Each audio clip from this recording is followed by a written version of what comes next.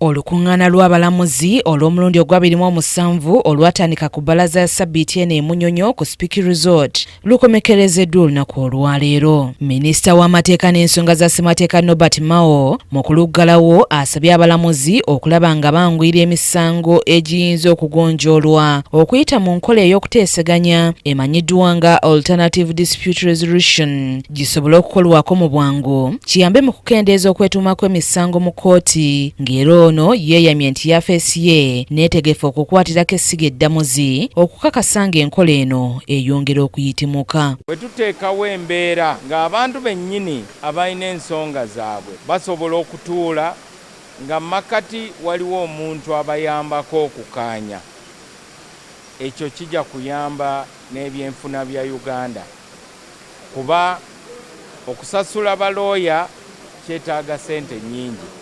Ekyokubiri, oluusi kkooti esobola okuyisa ekiragiro ng'egamba nti wabaawo enkaayana ku ttaka lino tebajja likozesa. N'olwekyo ogenda okusanga nga yiika ne yiika ez'ettaka tebazikozesa lwakuba waliwo enkaayana. N'olwekyo okukola ennyo n'okufuba okulaba ng'abantu basobola okukaanya ebweru wa kkooti kijja kuyamba ebyenfuna bya Uganda. Ssaabalamuzi wa Uganda Dr. Flavian Zeija atenderezza nnyo olukungaana luno n'ategeeza nga bwe lubayambye okulaba nga bakuŋŋaanya ebirowoozo ku bibasoomooza mu ngeri y'emu ne kibayamba okutema empenda ku ngeri y'okwaŋŋangamu embeera eno. Zeija era ayongedde okufalaasira abalamuzi obuteesamba nkola y'abantu okutabagana ky'agamba nti kiyambira ddala mu kukendeeza ku kwetuma kw'emisango so ng'era abalamuzi abasabye okwettanira enkola eya tekinologiya wakati nga bakola emirimu gyabwe ng'era abasabye okukola mu bwangu ku misango gy'ebyokulonda. For example, we can't force you to go for mediation. We can take you there, but if mediation doesn't succeed, you must come to this lengthy process which we use today. So it will be a multi-pronged approach. We use both systems. It doesn't mean that we are going to promote ADR only, and then those who don't want to go for it, we leave them in the court. No, this system we use will continue.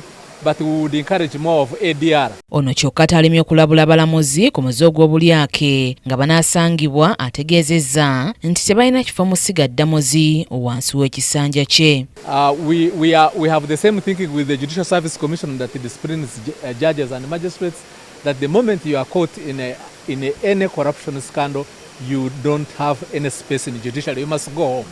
So in other words, we are going to implement a zero tolerance to corruption approach. Ebimu ku bisaliddwawo mu lukungaana luno kwe kuteekawo ebifo abalamuzi mwe babudaabudirwa olw'emisango egyesitaza gye bakola n'okulaba nga buli omu ku bo afuna ku luwummula. You know, when you are trying a murder case, you are going to have the police tendering in photos of a chopped head, intestines out. You know, those photos, sometimes they can cause trauma. So we now have counseling services, which is a new approach.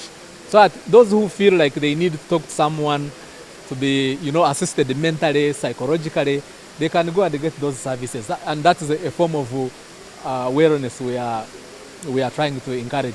Abalamuzi era basazeewo okwogerezeganya n'amatendekero aga waggulu okuteeka mu nkola okubangula abayizi b'amateeka ku nkola ey'abantu okutabagana. In respect of training institutions of uptaking ADR, in respect of case management, there are quite a number of resolutions who have come up with us, you noticed inside there. Annette Nakaibaale yakusakidde eggulire lino ku KTV Amalindilire.